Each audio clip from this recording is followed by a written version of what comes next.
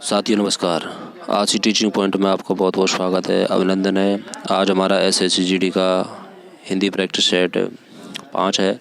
तो प्यारे साथियों, मेरा यह हिंदी का प्रैक्टिस सेट है और ये SSCGD की पिछले वर्षों में हुई परीक्षाओं से लिया गया है, जो कि आपकी आगामी परीक्षा के लिए बहुत ही फ़ायदेमंद साबित होगा। और जिस भी मेरे साथी ने मेरे चैनल को सब्सक्राइब नहीं किया है तो प्लीज़ चैनल को सब्सक्राइब ज़रूर करें। चलिए शुरू करते हैं। कान भरना मुहावरे का अर्थ क्या है? चुगली करना, बदनाम करना, सावधान करना और प्रभावित करना। तो कान भरना मुहावरे का जो सही अर्थ जो है वो है चुगली। ऑप्शन ए जो है आपका राइट है। चलिए,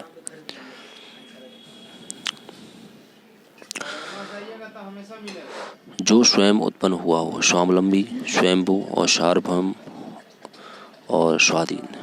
तो जो स्वयं उत्पन्न हुआ है वो कहलाता है स्वयंभू, और सार्वभौम पुरातन से चला आ रहा सार्वभौम कहलाता है। चलिए,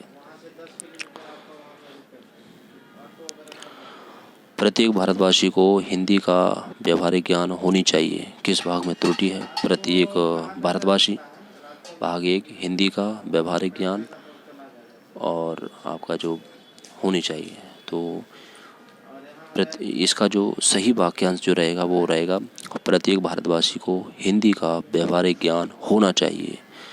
तो ये जो है भाग डी में त्रुटि है, तो यहाँ जो शुद्ध रहेगा वो रहेगा होना चाहिए। तो आप इसको टिक करेंगे। चलिए, बेटी का पर्यायवाची क्या है? बेटी का पर्यायवाची अंगना है, द्वैता है, वनिता है, भाषा है।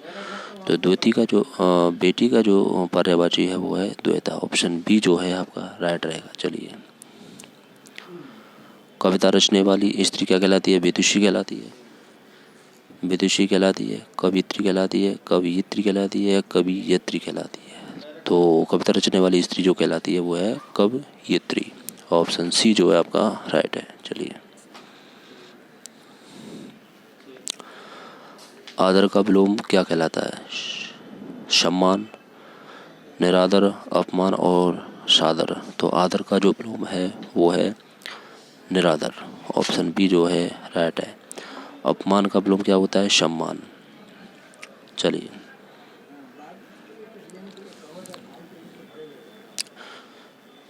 निम्न में शुद्ध शब्द कौन सा है?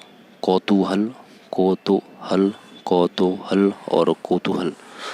तो निम्न में जो शुद्ध शब्द है वो है आपका ऑप्शन सी, कोतूहल। ऑप्शन सी जो है आपका सही है। चलिए, उसे फांसी पर खालिस्तान गया, चुलाया गया, लटकाया गया, टांगा गया, चढ़ाया गया। वो उसे फांसी पर चढ़ाया गया। ऑप्शन डी जो है आपका राइट रहेगा। चलिए, ऑप्शन डी टिक करेंगे। व्यर्थ खर्च करने वाला मितव्ययी, अपव्ययी, अल्पव्ययी, अतिव्ययी। तो व्यर्थ खर्च करने वाला कहलाता है अपव्ययी। कम खर्च करने वाला मितव्ययी, और अल्पव्ययी ये भी कम खर्च करने वाला ही होता है। अतिव्ययी ज़्यादा खर्च करने वाला कहलाता है। चलिए, मुझे दुर्घटना की खालिस्तान है, आशा है, आशंका है, इच्छा है, अभिलाषा है। तो मुझे दुर्घटना की आशंका है। ऑप्शन बी जो है आपको राइट करेंगे। चलिए, निरुजता का विलोम, निरुजता यानी कि जिसे रोग ना हो, जो बीमार ना हो। रुग्णता होता है, नीरस होता है, निर्धारित होता है, निर्दोष होता है। तो निरुजता का जो विलोम होता है वो है रुग्णता। ऑप्शन ए जो है आपका सही है। नीरस का विलोम क्या होता है? नीरस का होता है रस, रस का नीरस। तो निर्दोष का विलोम होता है दोषी, निर्दोष का दोष और निर्दोषी का दोषी। चलिए, तो नाटक समारोह का सारा उत्तरदायित्व छात्रों के ऊपर है, इसके किस भाग में त्रुटि है? तो भाग ए, नाटक समारोह का सारा उत्तरदायित्व छात्रों के ऊपर सभी सही है। तो जो सही जो वाक्य रहेगा वो ये रहेगा, नाटक समारोह का सारा उत्तरदायित्व छात्रों पर है। तो ऑप्शन सी जो है आपका सही रहेगा।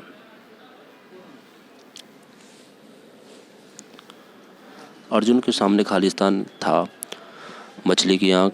अर्जुन के सामने क्या था? एक ध्येय था, उद्देश्य था, मंतव्य था, लक्ष्य था। तो अर्जुन के सामने एक लक्ष्य था, मछली की आँख। ऑप्शन डी जो है आपको राइट करेंगे। चलिए, सूर्योदय से पहले का समय इस वाक्यांश के लिए एक शब्द क्या है? अपराह्न कहलाता है, प्रातःकाल कहलाता है, पूर्वाह्न कहलाता है और उषा काल कहलाता है। तो सूर्योदय से पहले का समय कहलाता है उषा काल। चलिए, ऑप्शन डी टिक करेंगे। इसमें समस्त प्राणी मात्र का कल्याण नियत है, किस भाग में त्रुटि है? इसमें समस्त प्राणी मात्र, कल्याण और कोई त्रुटि नहीं।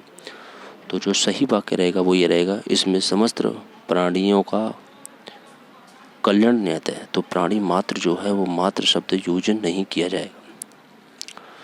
तो भाग बी इसमें त्रुटि है। चलिए, सामान्य का विलोम क्या कहलाता है? सामान्य का विलोम विशिष्ट, अभद्र, साधारण और अवशिष्ट। तो सामान्य का जो विलोम है वो है साधारण। ऑप्शन सी जो है सही करेंगे। चलिए, जिसकी आशा की गई हो, आशातीत, प्रत्याशित, आशानुसार और अप्रत्याशित, तो वो कहलाता है जिसकी आशा प्रत्याशित, जिसकी आशा ना की जा सके वो अप्रत्याशित होता है। तो ऑप्शन बी है जो टिक करेंगे।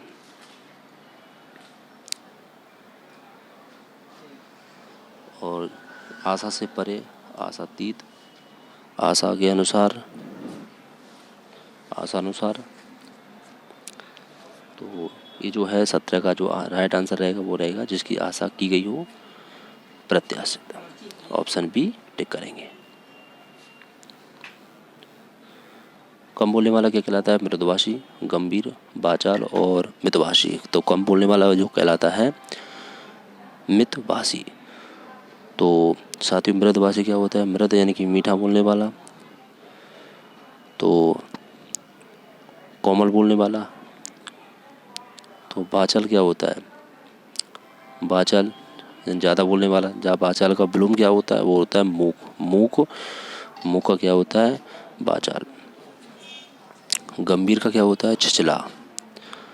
तो इन विलोम को भी आप नोट करते रहेंगे। मृदभाषी, मीठा बोलने वाला। चलिए, तो कम बोलने वाले के लिए क्या आएगा? ऑप्शन डी मितभाषी। कौन सा शब्द सही है? कवियत्री, कवियत्री, कवियत्री और कवियत्री। तो ये जो है वो सही शब्द है वो ये है कवियत्री। ऑप्शन ए जो है सही है। चलिए, रश्मि किसका पर्यायवाची है? बिजली का, किरण का, स्त्री का, नौका का। तो रश्मि जो पर्यायवाची है वो है साथियों किरण का। चलिए, बिजली का पर्यायवाची क्या होता है? बिजली का होता है चपला, चंचला, दामिनी। ये होती हैं बिजली के। चलिए, जटिल का विलोम क्या है? जटिल का कठिन, पेचीदा, सरल और संयुक्त।